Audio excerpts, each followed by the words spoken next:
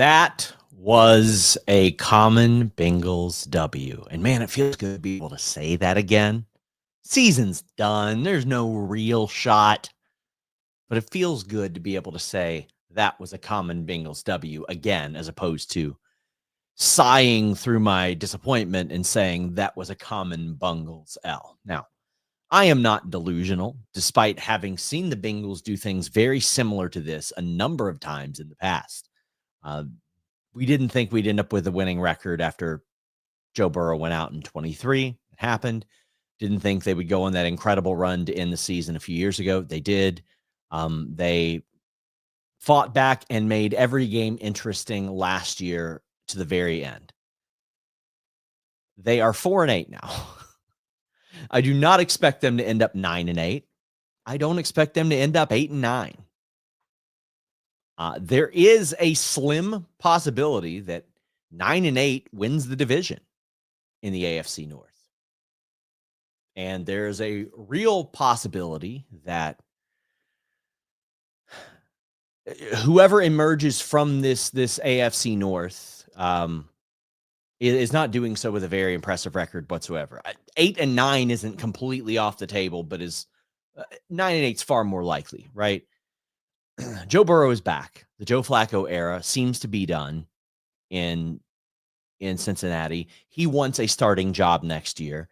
I think he honestly did enough to get somebody to let him compete for that starting job, because he's not going to compete for the starting job here. Joe Flacco, despite having only one win under his belt, is a Bengal for life to me, because that was fun. What he did was fun, and he did a great job. The Bengals should have 7 wins right now. They should have at least had the possibility of winning last week, but they got hosed by some bad officiating. And then there were 2 losses, the Bears and the Jets, of which were completely just on the Bengals defense and their inability to stop anyone.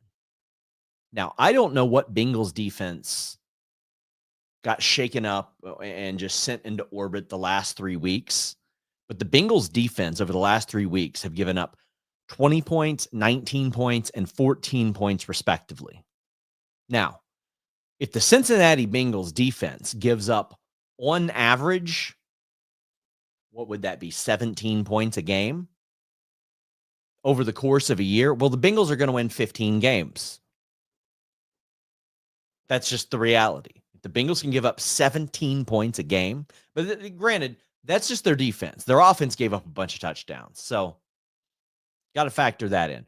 But even if you have the offense giving up things like that, if the Bengals defense can give up between 20 points or under a game, they're probably winning 13 to 15 games a year. I don't know what happened with this defense today. Now, there are still some very glaring holes. There is the inability to cover tight ends effectively, especially on 3rd and long. But Joe Burrow did not play great tonight. He went 24 or 46. They threw the ball like 35 times in the first half. And by the end of that first half, the Ravens just knew what he was doing. It was insane. They had only ran the ball like 10 times. Well, they come out in the second half. They only throw the ball about 10, 11 times. Then they run the ball about 16, 17 times. And all of a sudden the offense opens up. It's like what so many of us had been saying for the weeks prior rang true. And that is that Joe Burrow, as great as he is, and so glad he's back, had to have been watching. Zach Taylor had to have been watching. There are reasons why Joe Flacco was not throwing a bunch of interceptions. There's a reason why our offensive line has only given up 10 sacks in 7 games. 10 sacks in 7 games. I'll get back to that offensive line momentarily, because we used to pray for times like this as Bengals fans. But it's because Joe Flacco was going under center more. It's because he was using the play action more. because they got the run game integrated more. And I was as hard on Chase Brown as anybody earlier this year. He had some indefensible performances, even with a bad offensive line. And what Chase Brown has done, another 100-yard from scrimmage game. He performed great. 5.2 a carry. Samaje Perine, he wasn't necessarily in there to pick up the big yardage, but he did his job. You can't just give the ball to Chase Brown 15 times and nobody else. So they gave the ball to Samaje Perine 14 times as well. You had Joe Burrow doing designed runs with his cyber toe or whatever it is. If you're here watching Common Bengals W on YouTube, first off, thank you. If you're watching on Twitter, Facebook, whatever, thank you very much. If you're watching on YouTube, please leave me a thumbs up and put a comment in the comments section. I am going through and reading those. My dude Blake says that wasn't the Bengals defense out there. I mean, it is. I haven't seen a good Bengals defense since Jesse Bates was here, right? And it was so clear that they needed him. To me, if you have a top 10 player at a position in the NFL, you keep him, especially when there's, 60 starting safeties, right? You keep him. You do what it takes to keep him, and they didn't do that. But I will say this. I am cautiously optimistic about the defense because there is at least a 3-game track record of this. It's not like this game just came out of nowhere. This was something I mentioned on Sunday, like, hey, don't look now, but the Bengals defense didn't look the worst the last 2 games. After Bates left, you can go back and see my tweets. The Bengals defense has been bad since he left. Ever since he left. Since the moment he left, they've been bad. 23, 24, there was 9-8 seasons. Had they had Jesse Bates, they went to the playoffs. That's all they need. Beyond the other circumstances. But even towards 2022 and 2023, the Bengals kind of tricked people into thinking they had good defenses, because what would happen is they would give up all these yards, and then there'd be some miracle play in the red zone or the end zone. And back in 2022, I mean, my God, the Sam Hubbard play, I was there for it live with my dude Drew. Miracle plays. And those miracle plays happened over and over again tonight. You're not going to see Lamar Jackson fumble the ball on his own towards the ground like that again. You need someone like Demetrius Knight, a rookie, getting that big tip pick, the tip drill pick that he got, and running it back big time. You need him doing stuff like that. But I'll tell you a couple of gentlemen that made their case. Joseph Ossai might get paid by somebody next year, because I don't think it's going to be the Bengals. He was brought back on the prove-it deal after getting 5 sacks, playing largely behind Sam Hubbard. And let me tell you guys, the Bengals defense was so bad. 4 weeks ago, I was saying, what kind of shape is Sam Hubbard in? Sam Hubbard, who was a shell of his former self at 28, 29 last year. That's how bad it was. But Joseph Ossai got a strip sack. Wait a second. Who's stripping? Joseph Ossai stripping, buddy. He got the strip sack. He got a pass deflection. His numbers are certainly inflated because Trey Hendrickson has been out. And, somebody's going to get those pressures. Usually it's going to be Trey Hendrickson getting to people first, right? But we expected to see a lot more Shamar Stewart this year. And he's probably done for the year. Trey Hendrickson is, I don't know what his deal is. I don't know. And even when Trey Hendrickson has been in, his production has effectively halved. His tackles for loss, his pressures, and his sacks. But Joseph Ossai now has a career high in sacks, and he'll probably end up with a couple more. Myles Murphy, something over the last few weeks turned on with Myles Murphy. Now, we are in a situation where the Bengals are probably going to have to decide if they are going to pick up his option whenever that comes, because his rookie deal is up after next year, right? I think maybe the 5th-year option. but it's a very expensive option to pick up. But Myles Murphy, the chaos that they claimed that Shamar Stewart was going to cause, Myles Murphy caused that tonight. Travis says, how happy you are that Joe Burrow is back. I was okay with Flacco. I thought he did good. I thought he did good. Maybe interviewing hungry football players eating turkey legs isn't the best idea. I hopped on the air before this happened. So so I haven't got to see this quite yet. But I am very happy that Joe Burrow is back. Oh, and hey, how about this? Listen, my boys at MyBookie AG, they don't sponsor this show. But I've been saying on the Fightful podcast, I bet against the Bengals. I am 6 for 6 in Bengals bets over the last month because I bet against the Bengals 4 straight weeks. I bet the over on Chase Brown rushing yards last week. And then this week, I said, you know what? I got a feeling Bengals are going to go to Baltimore and they're going to beat the Ravens. I had that one picked. So your boy is 6 for 6. What a crazy day. And the Bengals won. Yes. Happy Thanksgiving. Happy Thanksgiving. The Bengals were cooking. What'd you all cook today? My wife made some brilliant mac and cheese, like 3 or 4 cheese mac and cheese, a pineapple ham. I'm more of a ham guy. Went to go see some family. It was lovely. Joe Burrow was the glue that was going to make this a special season for the Bengals.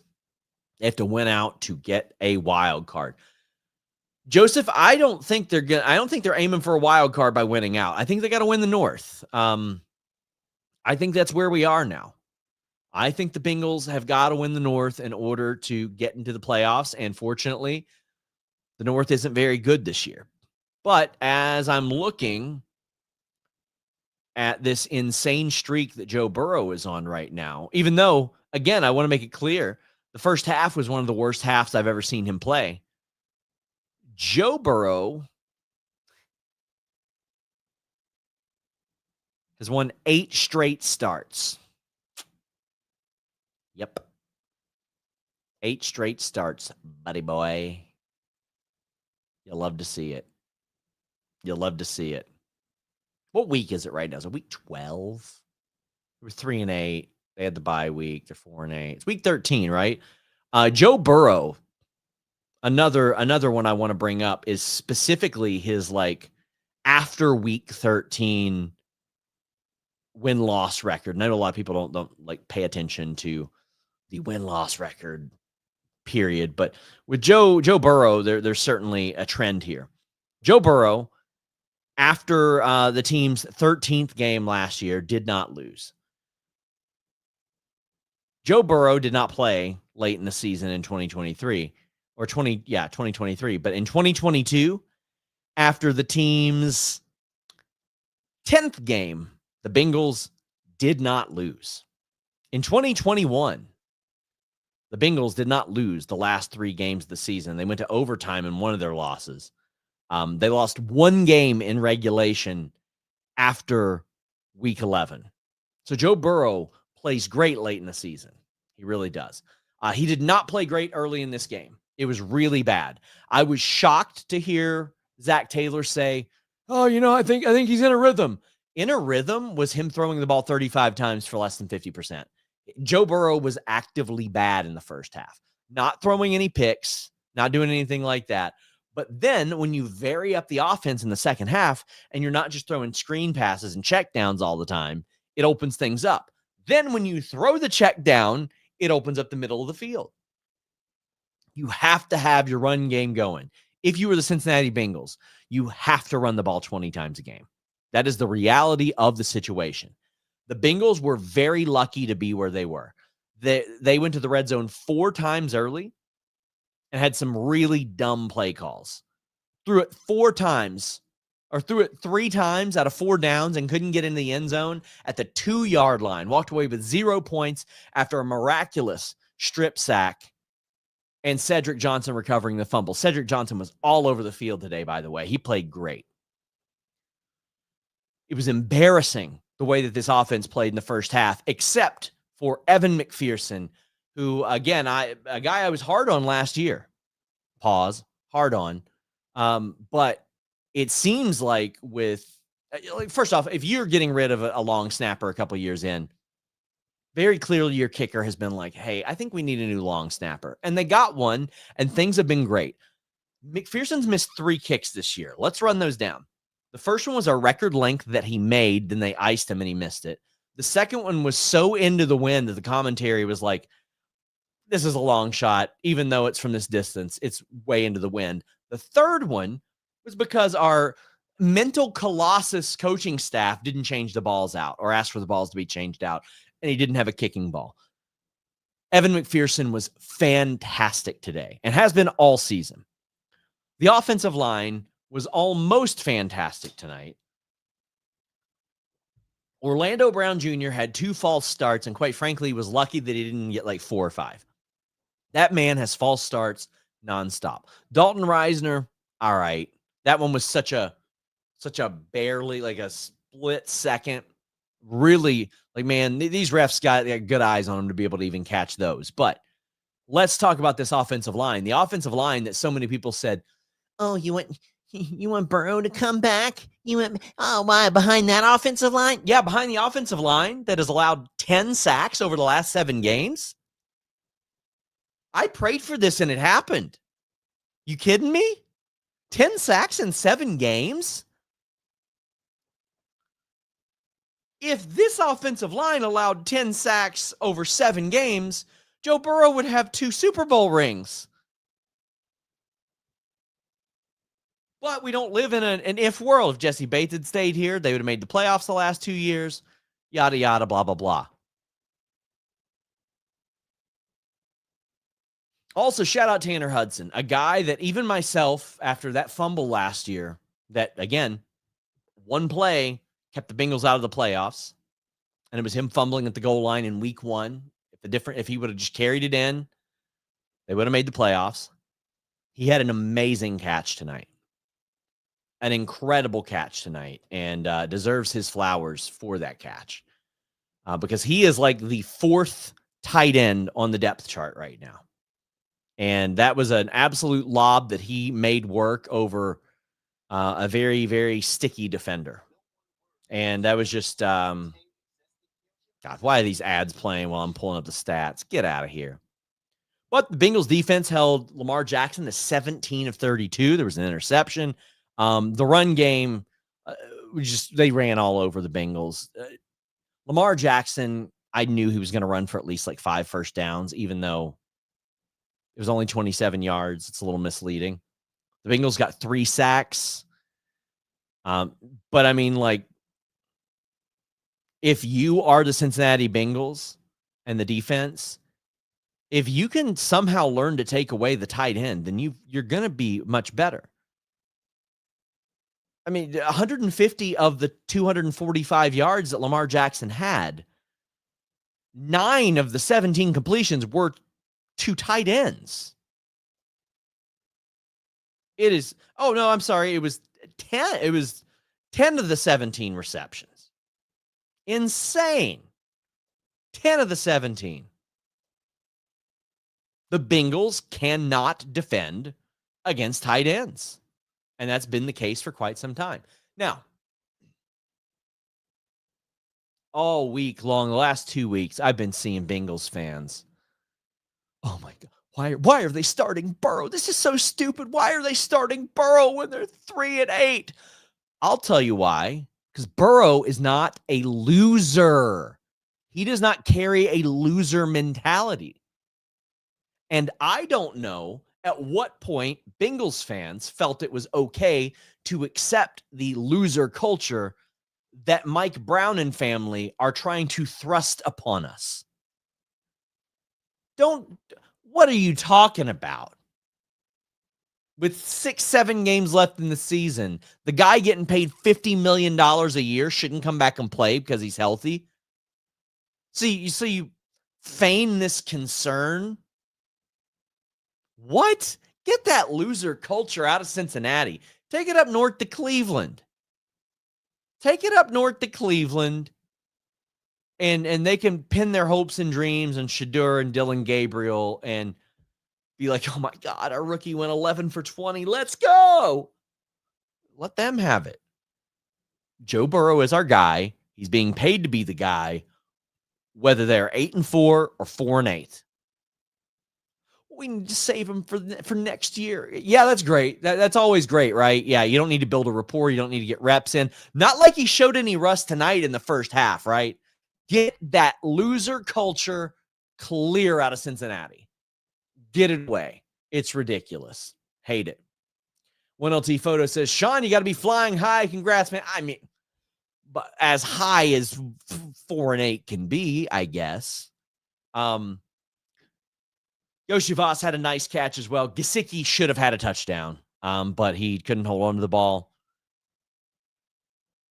Noah Fant should have as well, I believe. But Joe Burrow's got to be more accurate. You're not going to get these opportunities. I mean, Joe Burrow was owed a game like this by the Bengals defense because Joe Burrow has had to come back and bail out this Bengals defense time after time after time. This is the Bengals defense being like, all right, we got you. We will take care of things. He's still rusty. He's still working to come back. And now he's going to have a long week to recover. Steve says, watch the game while listening to the Tom Grossi play-by-play. Glad that Burrow is on my fantasy team. Glad that you and the Grossis, who happen to also like pro wrestling of the world, make quality content that you do. I've seen a couple of his things, actually. Probably at your suggestion, I believe, Steve. But I love that. Thanks, Zay Flowers, 0.5 points, buddy. That's me in about 3 or 4 leagues. I've been a Zay Flowers guy for quite some time. Ravens were like shut Chase down, but everyone else went off. Yeah. So, I mean, he went to Chase Brown 7 times. It was Chase Brown because T. Higgins ain't there. He threw to Mitchell Tinsley a lot. Now, Mitchell Tinsley didn't necessarily help his case tonight. We have a lot of Mitchell Tinsley believers in the Cincinnati fan base, and he has earned that. But it wasn't Noah Fant that should have caught the pass earlier. It was Mitchell Tinsley who slowed down and completely whiffed on one. And if you want to be wide receiver 3 on this team, like he's looking like he could have done, you can't do that. You definitely can't catch 2 of your 9 targets. Now, some of that is on Burrow himself. For sure, on Burrow himself. The real number 9 is back. Even with the win, Taylor's still got to go. He has got to call plays better with Joe Burrow as well. Flacco is not better than Burrow. He had some great showings, though. David Gillespie says, Who Day, heading to Winston-Salem in the morning. Likewise, I'm heading there for WrestleCade. David, please come say hi to me. Would love to see you. Our friends at FTR, Follow the Revolution. I just want to say this. They do a lot of aggregation on Facebook, and they do it the right way. I really like these guys. Said, Joey B looked phenomenal. If there's one thing I love about Joe, it's his style. If the defense can look this good like they did tonight, then maybe they can do it because the AFC North is available for anyone to take the division lead. Yeah, and it's heartbreaking to be in Joe Burrow's like 3 of his prime years and to be like 9-8, 9-8, and then here we are. They should have 7 wins right now, and they don't. They can absolutely win 4 games in a row. Yeah, they can. If they beat the Bills, then that's big. That's big. If they beat the Bills, they could win out. What are the chances of making the playoffs if we split with the Ravens but win every other game? So their chances went up from 1% to 6% tonight. If they split with the Ravens, I feel like it'll still be around there. It will just all depend on how the Ravens do next week. How about them Cowboys? Sorry, had to. Listen, I'm happy. I've got Dak Prescott on my fantasy team, and I always am here for the Chiefs losing. Oh, buddy, you played Evan McPherson on fantasy this week. He's so good, man. He's Money Mac again. He's absolutely Money Mac again. Joe getting the entire D-line to jump was wild. It was. You think the Bengals are able to beat the Ravens in 2 weeks? A few plays going the opposite way. The Ravens could have ran away with this game. Yes, they could have. 100% could have. I do think, and listen, you guys know that I'm a realist about the Cincinnati Bengals. If I don't think that they've got a chance to beat a team, I'll say that.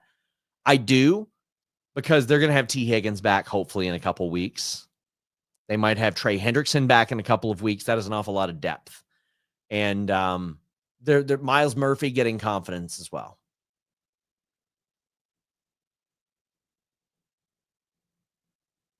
In an alternate universe, if Joey wasn't hurt, they could be leading their conference.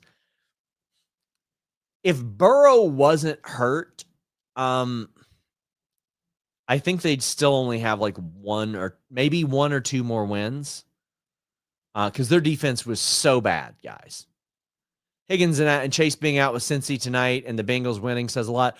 Well, Chase wasn't out. He was out last week and they almost won. And Higgins was out tonight. But yeah, they have not had their full team since week 1, or their big 3 guys since week 1. Giants won the Super Bowl twice at 9-7. God, I would give anything. I would love it. I would love it if they could win the Super Bowl like that. Guys. Oh, man. I just want to say, let me make sure that got everything I wanted. First off, Barrett Carter's got work to do, obviously. The last 3 games, I think, may have saved Al Golden's job, even though I think they would have fought for him to stay next year as well. This was the best pressure game of the season for the Cincinnati Bengals, by far. Even when they didn't sack Lamar Jackson, only twice did he do like something kind of embarrassing to the defense, which is nice to see. The Bengals moved to 4-8. You will never see a guy happier to see a 4-8 team than right now. And it's not even because of Joe Burrow. It's because of the defense. If I would have seen this defense play like this with Flacco, I would have felt really good because of the offensive pieces around them. Reminder, guys, subscribe to me on audio platforms as well. I'm on on Twitter at Common Bengals W, and I'm on YouTube at Common Bengals W. Thank you all so much. We're out.